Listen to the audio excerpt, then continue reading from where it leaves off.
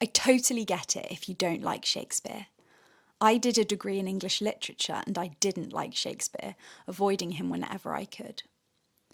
But I realised recently that once you understand what's being said, Shakespeare can actually be quite enjoyable.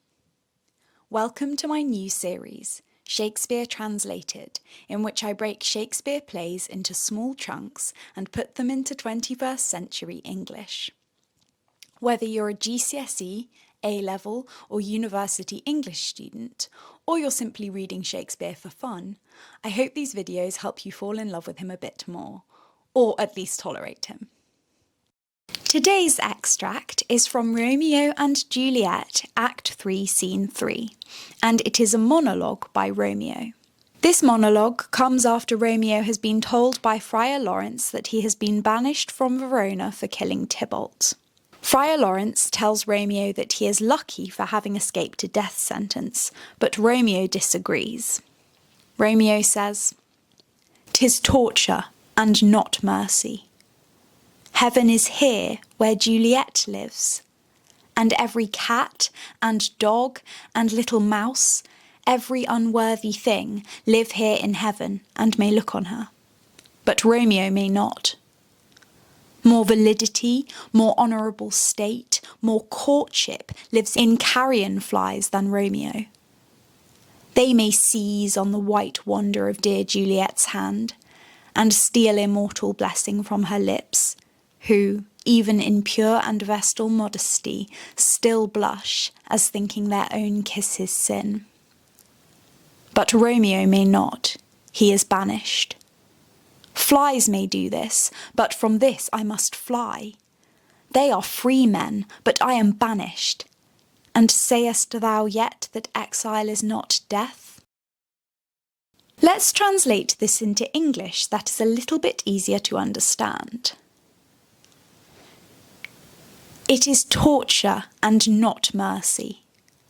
Heaven is here with Juliet, and every cat, dog and little mouse, every unworthy creature lives here in heaven and is allowed to look at her, but Romeo may not.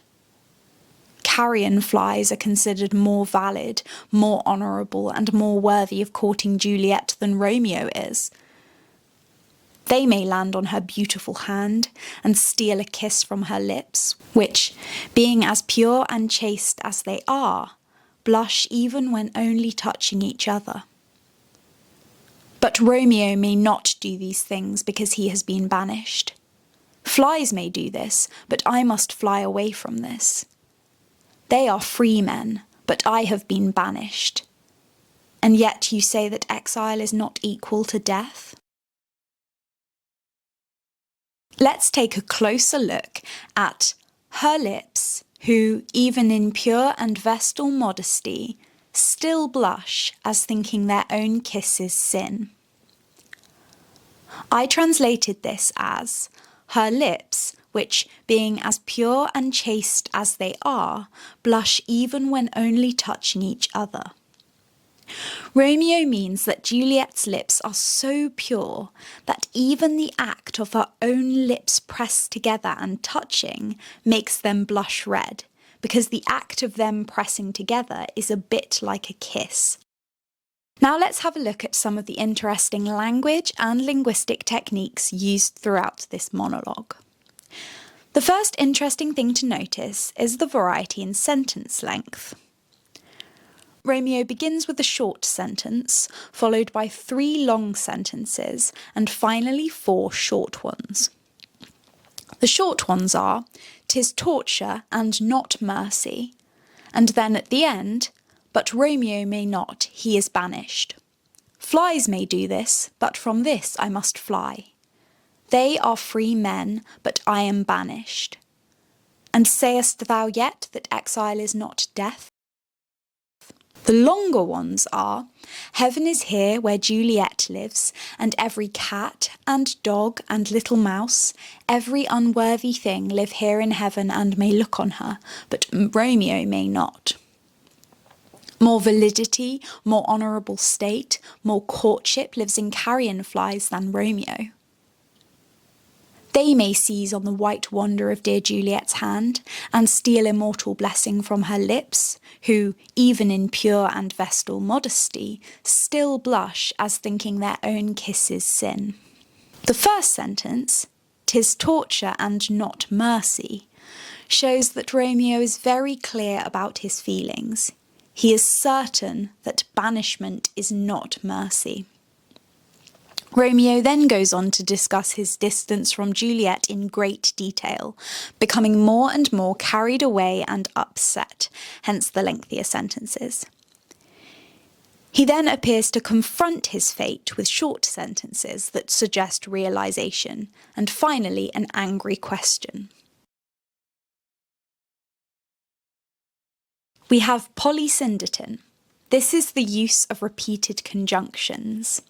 And every cat, and dog, and little mouse.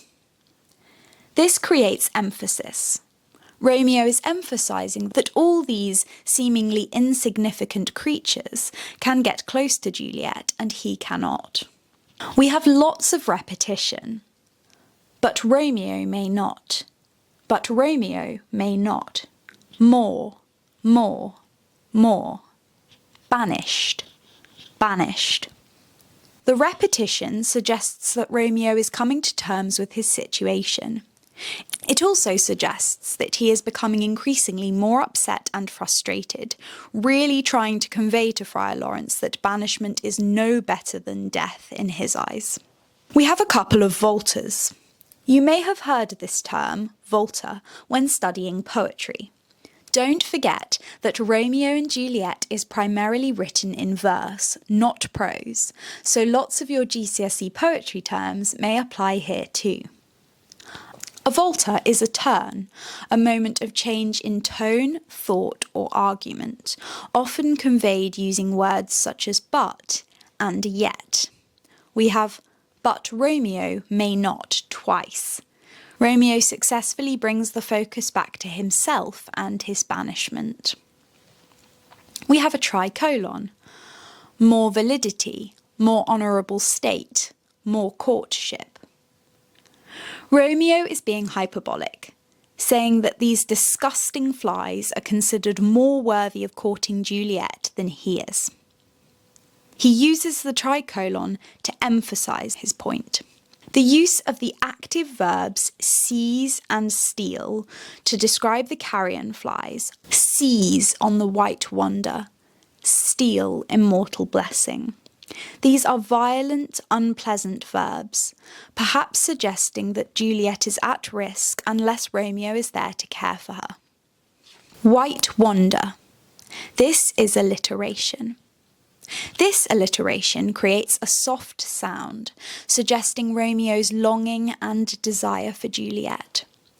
Alliteration also has the effect of capturing our attention, highlighting Juliet's youthful purity and the fact that she is the centre of Romeo's world. Dear Juliet. Dear is an affectionate address or term of endearment. It emphasises Romeo's love for Juliet. Free men. This is personification. Romeo refers to the carrion flies as free men, and this is perhaps designed to highlight the irony of the fact that a real man cannot touch Juliet, but a filthy fly can. The use of the question at the end of the monologue is powerful, as Romeo challenges the friar to argue again that exile is not as bad as death.